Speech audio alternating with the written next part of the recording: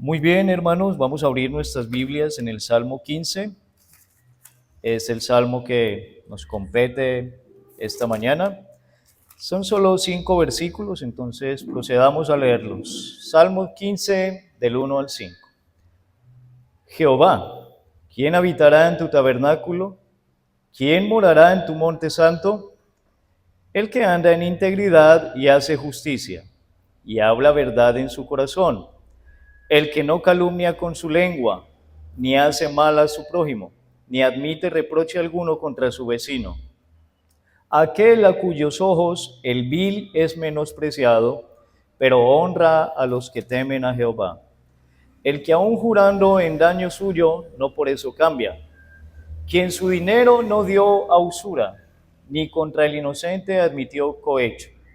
El que hace estas cosas no resbalará jamás. A este sermón le he titulado El estándar divino. El estándar divino. Las palabras de este salmo eran, pero también siguen siendo hoy en día una verdad confrontante. Parece que se nos estuviera pidiendo un requisito para acceder a la morada de Dios. Entonces, en ese entonces que fueron escritas esas palabras, eran confrontantes, pero lo siguen siendo para nosotros hoy también. Son una verdad confrontante. ¿Quién, hermanos, ante esa pregunta del salmista, quién habitará? ¿Quién morará en la presencia de Dios? El mismo salmo da respuestas a manera de exigencias requeridas para estar en el tabernáculo, en el monte santo. Entonces, ¿qué es lo que hace el salmista? Él pregunta, Señor, ¿quién puede habitar en tu tabernáculo, en tu morada? Inmediatamente surgen las respuestas. Y son unas exigencias requeridas para estar en el tabernáculo, en la morada santa, en el monte santo. Pregunto, hermanos, ¿esas exigencias siguen vigentes para nosotros el día de hoy? Esas exigencias siguen vigentes para nosotros el día de hoy para poder entrar, acceder al tabernáculo, al monte santo. Sin duda, lo que podemos saber y lo que les puedo decir esta mañana es que Dios sigue siendo el mismo de ayer, el mismo de hoy y el que será por los siglos. De hecho, un atributo divino es que Él es inmutable. ¿Saben qué significa ese atributo, hermanos? Que Dios no cambia. Entonces, Dios no cambia, sus preceptos siguen vigentes. Veremos la respuesta a estos interrogantes, hermanos. Por el momento vamos a desarrollar. Lo primero que vamos a ver es que hay una interrogante. Dice el versículo 1, Jehová, ¿quién habitará en tu tabernáculo? ¿Quién morará en tu monte santo? Es una pregunta. Entonces, hablemos al respecto, una interrogante. Si leemos con detenimiento, vemos que algo inquietaba a David, que fue el que escribió este salmo. ¿Qué era lo que lo inquietaba? Pues, primero, el lugar de la habitación divina. David sabía que Dios habitaba, ¿en dónde? Dice, en el tabernáculo, ¿y en dónde más? En el monte santo. Eso lo sabía David. Y eso a él le inquietaba. Pero ¿qué más le inquietaba a él? ¿Quiénes serían los que allí podrían entrar? Entonces le inquietaba el lugar de la habitación de Dios, pero también le inquietaba quiénes serían los que allá podrían entrar. David sabía que Dios habitaba en luz inaccesible. Eso lo dice 1 Timoteo 6:16. Cristo, Dios, habita en luz inaccesible. Entonces, ¿qué significa luz inaccesible? Que no se puede acceder, por lo menos con mucha facilidad, de cualquier manera. Es luz inaccesible. David también sabía que en la misericordia divina, él concedía que el hombre, un simple mortal, pudiera estar donde él estaba. Entonces, fíjese de esto. David entiende que Dios habita en luz inaccesible, pero también David sabe que Dios es misericordioso y que Él concede permiso para que el hombre pueda entrar donde Él habita. Pero no de cualquier manera, no cualquier persona. Es lo que vamos a ver, hermanos.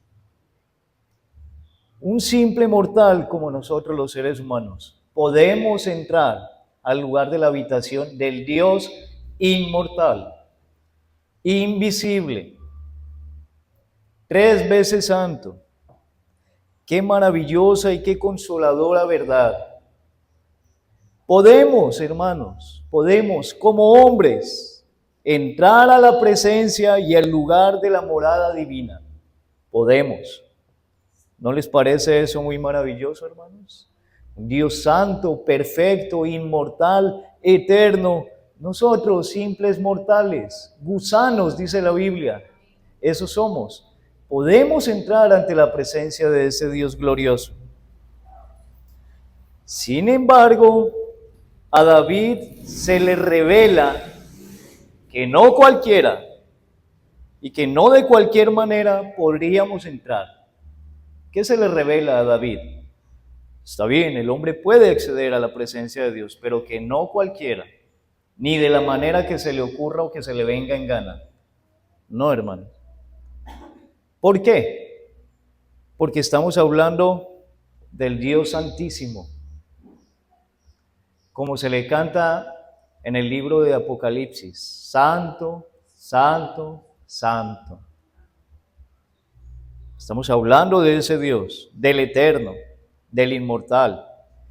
¿Quién entonces podrá entrar? ¿Quién podrá entrar a la presencia de Dios? Los versículos del 2 al 5, en este segundo punto vamos a ver la descripción del individuo que podría morar en el Monte Santo. La descripción del individuo que podría morar en el Monte Santo. Veamos los versículos del 2 al 5. ¿Cómo se describe a ese tipo de persona que podrá acceder?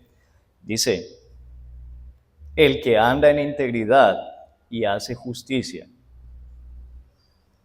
y habla verdad en su corazón. El que no calumnia con su lengua ni hace mal a su prójimo, ni admite reproche alguno contra su vecino. Aquel a cuyos ojos el vil es menospreciado, pero honra a los que temen a Jehová. El que aún jurando en daño suyo, no por eso cambia. Quien su dinero no dio a usura, ni contra el inocente admitió cohecho. Veamos de manera un poco resumida, o más bien simplemente como por mencionarlo, pues la descripción de esa persona que puede acceder al trono de Dios, al tabernáculo, al monte santo. Dice que tiene que ser alguien que anda en integridad, es decir, alguien confiable, alguien que actúa santa y justamente en privado y en público. Eso es alguien íntegro. Es alguien confiable tanto en privado como ¿qué? Como en lo público. Esa es la primera característica del hombre que puede acceder a la presencia de Dios. Tiene que andar en integridad. También dice que hace justicia. Es decir, en lo que a él respecta, como hombre, le da a cada quien lo que le corresponda. Es justo en sus negocios. Es justo en su trato con las demás personas. Es justo en privado y en lo público. Es equivalente, es equitativo. Es transparente en sus negocios. Esa es la persona que puede entrar a la presencia de Dios. Dice, habla verdad en su corazón. Y la otra dice que no calumnia con su lengua. Bien sabemos que la lengua y el corazón están conectadas. Nosotros hablamos lo que procede ¿de dónde? Del corazón. Entonces, ¿quiénes pueden entrar a la presencia de Dios? Los que hablan la verdad y los que no calumnian con su lengua. Vayamos analizándonos nosotros mismos a la luz de estos preceptos, hermanos. El que anda en integridad, usted hace justicia, si habla verdad en su corazón, usted no calumnia a nadie con su lengua. Dice, el que no le hace mal al prójimo. Usted dirá, pues yo a nadie mato, no le robo. Yo creo que no le hago mal a nadie.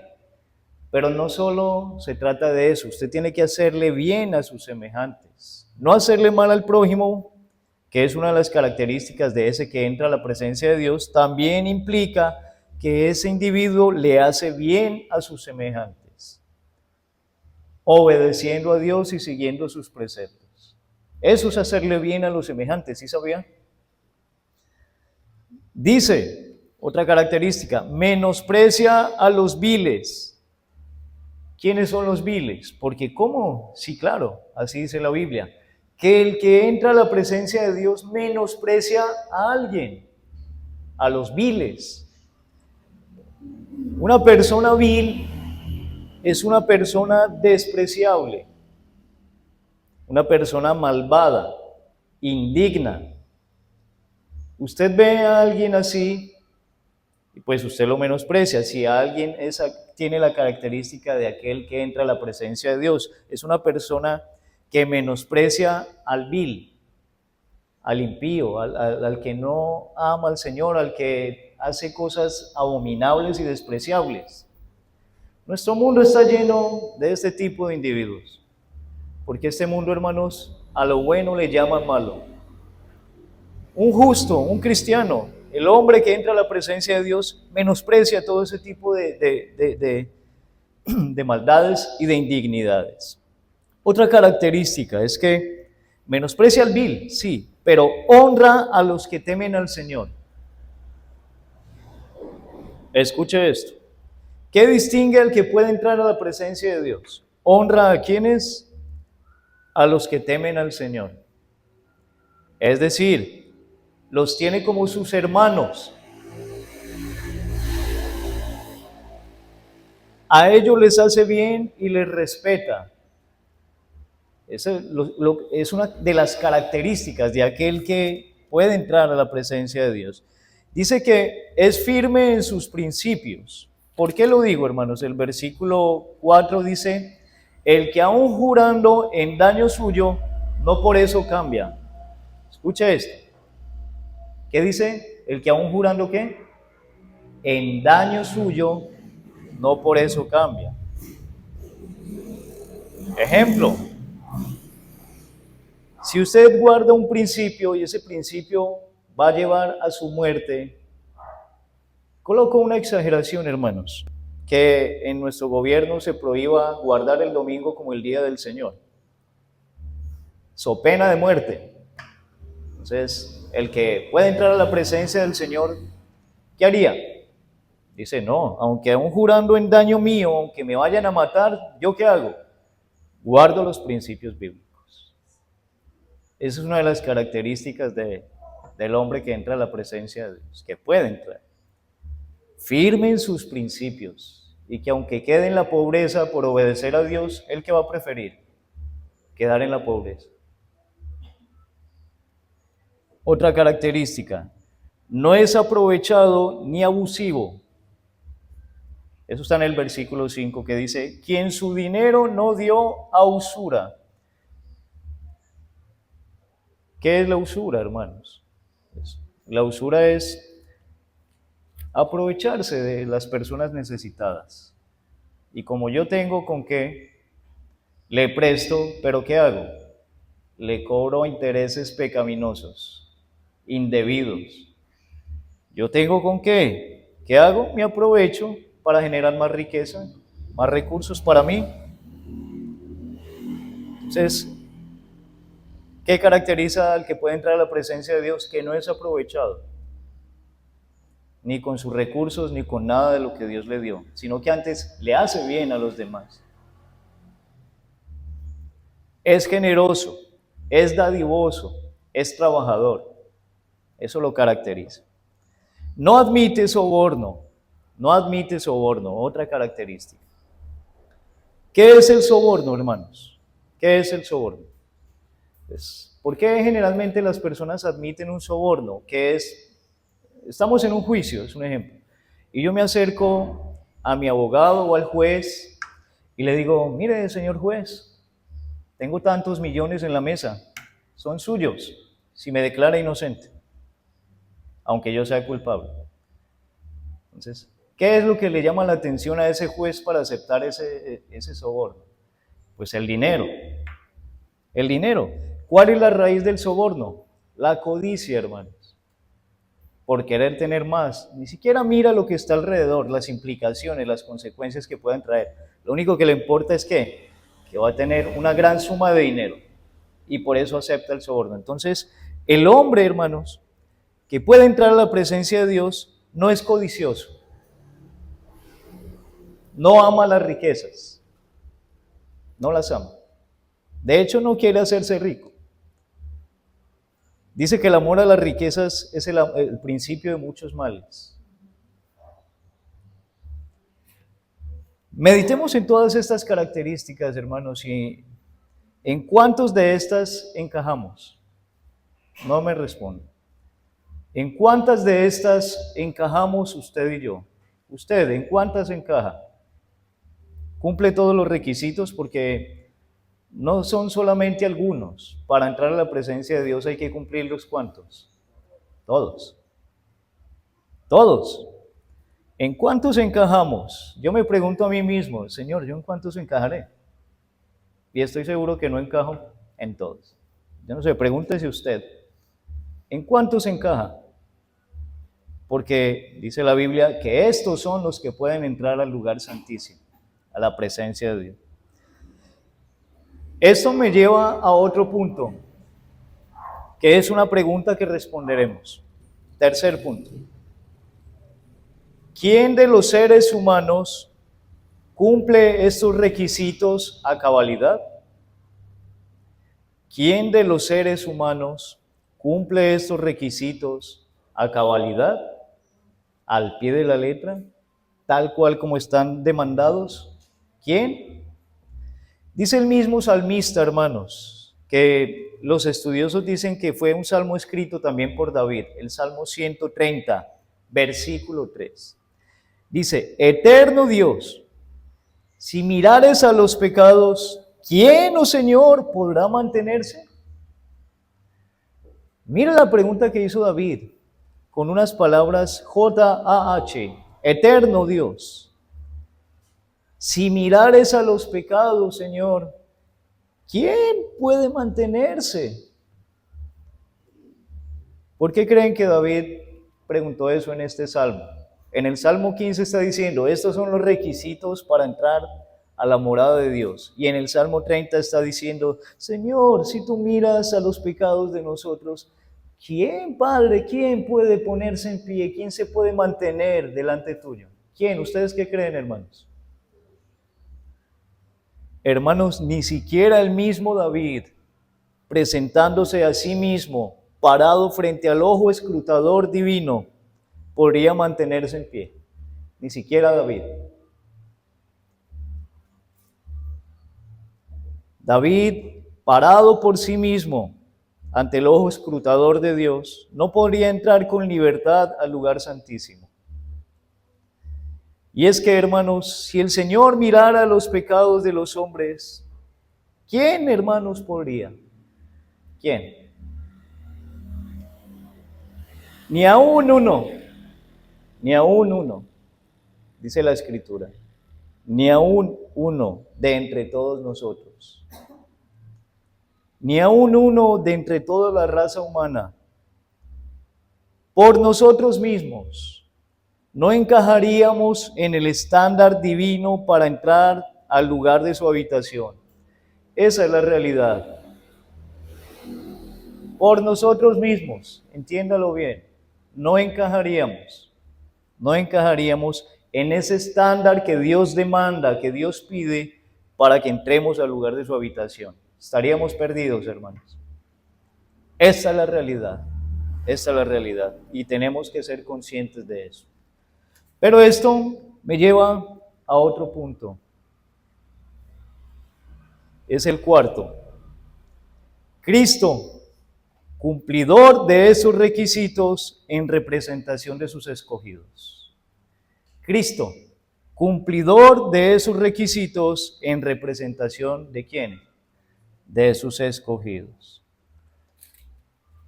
Solo alguien nacido de una virgen, porque si alguien nace del semen del varón, ya viene ¿con qué? Con la genética del pecado. Ya hereda el pecado de Adán y Eva, es decir, tenía que ser alguien que no naciera ¿de qué? Del semen de un varón. Es decir, alguien nacido de una virgen. Tenía que ser alguien que fuera verdadero hombre, pero también ¿qué? Verdadero Dios. Si solamente era verdadero hombre, pero no verdadero Dios, ¿podría encajar en esos requisitos? No. Tenía que ser verdadero hombre y verdadero Dios. Además, tendría que ser cumplidor de la ley y un varón perfecto. Según los requisitos del estándar del Salmo 15, ese alguien tendría que ser cumplidor de la ley y tendría que ser un varón perfecto. Un varón perfecto. Tendría que ser capaz de acomodarse al estándar divino. Gloria a Dios por Jesucristo. Gloria a Dios por Jesucristo, hermanos. Porque Él y solo Él, nadie más, por sí mismo, encaja en la descripción del salmo que estamos tratando. Solo Jesucristo, hermanos. Ni ustedes, ni yo, ni nadie en este planeta, por sí mismo, parándose en representación de sí mismo, encajaría en esa descripción. Pero la obra y la justicia de Jesucristo se extiende hacia otros.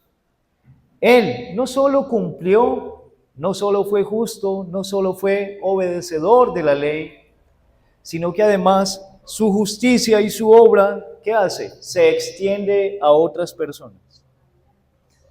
Hacia los elegidos, hacia sus ovejas, hacia sus amigos, sus hermanos, sus súbditos, sus redimidos. Él no solo cumple con esos requisitos, sino que además hace que su justicia sea imputada a sus ovejas, a su pueblo, a sus redimidos. Dice Hebreos 4:16, parafraseándolo para nosotros, hermanos: ahora podemos acercarnos confiadamente, ¿a dónde? Al trono de la gracia. Eso lo dice Hebreos 4:16. Podemos acercarnos confiadamente, ¿a dónde? A su tabernáculo, al monte santo. ¿Gracias a quién, hermanos? A Jesucristo. ¿Se da cuenta, hermanos? El sacrificio de Jesucristo lo que logró, su obediencia perfecta, su justicia. Todo eso que se estaba requiriendo del individuo para que entrara a la presencia de Dios, se cumple al pie de la letra en Jesús, en Jesucristo de Nazaret. Se cumple al pie de la letra. Usted puede verlo desde las profecías del Antiguo Testamento y en el cumplimiento del Nuevo Testamento. Nacido de una virgen, el único que nace de una virgen, adquiere su parte verdaderamente humana a través de su madre, María. Fue sembrado allí por el Espíritu Santo. Es un verdadero hombre, pero también es un verdadero Dios. Padeció, hermanos. Padeció. Una de las profecías decía que como cordero sería llevado ¿a dónde? Al matadero.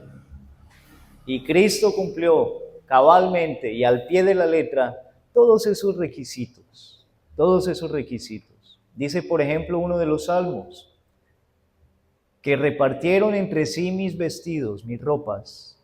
Por mi ropa echaron suertes. Se cumplió en Jesucristo. Se cumplió en Jesucristo. Cuando los soldados romanos jugaron, echaron suertes para ver quién se quedaba con su vestimenta. Ni uno solo de sus huesos sería quebrantado, también una profecía. Fue crucificado, pero ni uno solo de sus huesos sería quebrantado. ¿Qué hacían con los otros individuos que fueron crucificados con el Señor? Les quebraban sus piernas para que muriera más rápido. ¿Pero qué hicieron con Jesucristo? ¿Le quebraron las piernas también? Le enterraron una lanza en su costado. Profecía, hermanos. Sí sabía que la Biblia dice que ninguno de sus huesos sería quebrantado. Entonces, hermanos, Jesucristo es el cumplidor y por medio del cual nosotros podemos entrar, como dice Hebreos 4:16, confiadamente al trono de la gracia. Al trono de la gracia. Cristo es el cumplidor de los mandamientos y de los requisitos divinos. Y al serlo, nos imputa a nosotros su justicia y nos da libre acceso al lugar santísimo. Esto es algo grande, a usted debería conmocionarle entender esta verdad. Que ahora usted se puede humillar y arrodillarse y cerrar sus ojos y entrar ¿a dónde? A la presencia de Dios.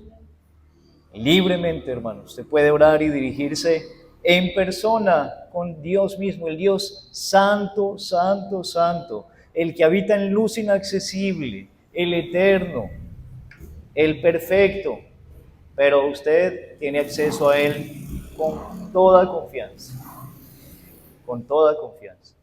¿No le parece maravillosa esta verdad, hermanos? Eso, ¿qué creen que produce en el corazón de un cristiano que entiende esa verdad? ¿Qué cree que produce, hermano? ¿Sabe qué? Gratitud. Gratitud. Y deseo de vivir en santidad, de obedecer al Señor, de mortificar el pecado. ¿Por qué? Porque cuando yo entiendo, Señor, has sido tan bueno conmigo, yo tengo libre entrada a tu reino, a tu presencia. Señor, ¿qué tengo que hacer? Dígame, Señor. ¿No les parece, hermanos? Eso es lo mínimo que debe de producir en alguien. Señor, ¿qué tengo que corregir? ¿Cómo quieres que yo viva? Señor, ¿cómo quieres que dirija mi hogar? ¿Cómo quieres que viva en la iglesia? ¿Cómo quieres que viva en la calle, adentro, en el vecindario, en todas partes? Dígame, Señor, porque he entendido el sacrificio que has hecho. Que antes yo estaba lejos de la presencia de Dios, perdido, éramos gentiles. Ni siquiera sabíamos que existía el Dios de Israel. Y hoy por Cristo tenemos acceso, hermanos, con toda libertad. No necesitamos de un sumo sacerdote. Hebreos 4:15 nos dice que no tenemos un sumo sacerdote que no se compadezca de nosotros, sino que tenemos uno que fue tentado en todo, pero sin pecado. Él es nuestro sumo sacerdote y Él ya hizo el sacrificio una vez para siempre y por eso tenemos entrada, hermanos. Gloria a Dios por Jesucristo, hermanos. Ahora, ¿qué espera usted para vivir una vida que le agrada a Él? ¿Qué espera usted para tomar decisiones radicales, como Cristo la tomó por nosotros? Él dijo, Padre, si es posible, pasa de mí esta copa, pero no se haga como yo quiero, sino como tú. Se haga tu voluntad. ¿Cuándo va a esperar usted? ¿Cuánto tiempo más va a esperar usted para tomar esas decisiones que glorifiquen a Dios? Que glorifiquen a Dios. Si no fuera por Cristo, nosotros nos tocaría cumplir todos estos requisitos para poder entrar a la presencia de Dios. ¿Cuándo, hermanos? No nos daría la vida entera para cumplirlos. ¿Qué espera entonces? Si ya Cristo lo hizo por usted, ¿qué espera usted para hacer lo que Él manda? Ahora para vivir para Él. Veamos como conclusiones. Cristo es nuestro sumo sacerdote. El sumo sacerdote se presentaba una vez al año intercediendo por los pecados del pueblo, haciendo sacrificio. Pero Cristo se presentó a sí mismo en representación de su pueblo. Hizo un sacrificio una vez para siempre. Y por él gozamos de la presencia de Dios en medio nuestro. Él habita en medio de su pueblo, hermanos, de manera especial. Y habitaremos eternamente allá y le veremos cara a cara el día que partamos de esta vida. Hermanos, es una maravillosa verdad. Ya sea que vivamos o muramos, con el Señor estaremos, hermanos. ¿No le parece fabuloso, maravilloso, hermanos? Si vivimos 100 años, viviremos 100 años al lado de nuestro Salvador. Si morimos a los 20, 30, 40, 50, a la edad que nos toque morir, estaremos para siempre al lado de nuestro Salvador. Gloria a Dios por eso, hermanos. Qué maravillosa verdad. Y todo esto gracias a nuestro Salvador Jesucristo. Hermanos, somos deudores. Somos deudores. Somos esclavos de Jesucristo. Somos deudores de Cristo. Somos su posesión. Vivamos entonces de forma que su nombre sea exaltado siempre. Yo le pregunto, ¿usted vive de forma que el nombre de Cristo siempre es glorificado en los gentiles? Mírele el reclamo que hizo Jesucristo a los judíos. El nombre de Dios es blasfemado entre los gentiles por culpa vuestra. Eso le dijo el Señor a los judíos. Hermanos, nosotros no podemos permitir que por culpa nuestra el nombre del Señor sea blasfemado entre la gente de afuera. No lo podemos permitir, porque somos deudores de Jesucristo. Vivamos de forma que su nombre siempre sea exaltado. ¿No cree que el Señor se lo merece, hermanos? ¿No cree que el Señor se merece que por parte nuestra su nombre sea exaltado? Él se merece toda la gloria. Es uno de los estándares de la reforma, de la fe reformada. Solo Cristo, hermanos. Solo Cristo se merece la gloria. Porque solo Él fue el cumplidor de esos requisitos para acceder a la presencia de Dios. Solo Cristo, hermanos. Vamos a leer lo que dice Apocalipsis capítulo 5, del 1 al 5, y se dará cuenta de eso que estoy diciendo, hermanos. Yo lo leo para ustedes. Y vi en la mano derecha del que estaba sentado en el trono un libro escrito por dentro y por fuera, sellado con 7 sellos. ¿Qué vio? Un libro escrito por dentro y por fuera, sellado con 7 sellos. Y vi a un ángel fuerte que pregonaba a gran voz: ¿quién es digno de abrir el libro y de desatar sus sellos? Y ninguno, escúchelo bien, ninguno, ni en el cielo, ni en la tierra, ni debajo de la tierra, podía abrir el libro, ni aún mirarlo. Pregunta un ángel gritando: ¿quién es digno de abrir el libro? ¿Y qué se dio cuenta Juan? Ninguno. ¿En dónde? Ni en el cielo, ni en la tierra, ni debajo de la tierra. Ni los ángeles más superiores, ni arcángeles, ni querubines, ninguno, menos ningún ser humano, menos debajo de la tierra. Nadie fue digno de abrir el libro, hermanos. ¿Qué sucedió con Juan? Dice el versículo 4, yo lloraba yo mucho, porque no se había hallado a ninguno digno de abrir el libro, ni siquiera de leerlo, ni de mirarlo. Es decir, ese libro ni siquiera lo podían ni leer, éramos indignos todas las criaturas, todos indignos, ni siquiera de leerlo, ni de mirarlo. Versículo 5, y uno de los ancianos me dijo: no llores. He aquí que el león de la tribu de Judá, la raíz de David, ha vencido para abrir el libro y desatar sus 7 sellos. ¿Quién es el único, hermanos? Solo Jesucristo. Solo Jesucristo. Nada más.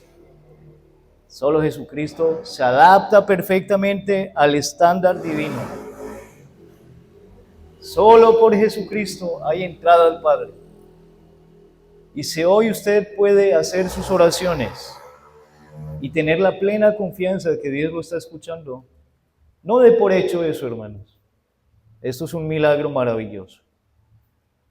Y esto es todo por causa del sacrificio expiatorio de Cristo Jesús. Entienda esto y dese por deudor. Dese por deudor. Ahora tenemos un propietario, hermanos. No es Satanás, no es el mundo, no es ni siquiera nuestra carne. Es Cristo. Él nos compró por su sangre. Y por su sangre, hermanos, es el único digno. El único digno. Hermanos, el Señor nos ayude a vivir una vida conforme a la gloria del nombre del Señor y a tomar decisiones radicales que le glorifiquen y le honren. Esa es nuestra vida, hermanos.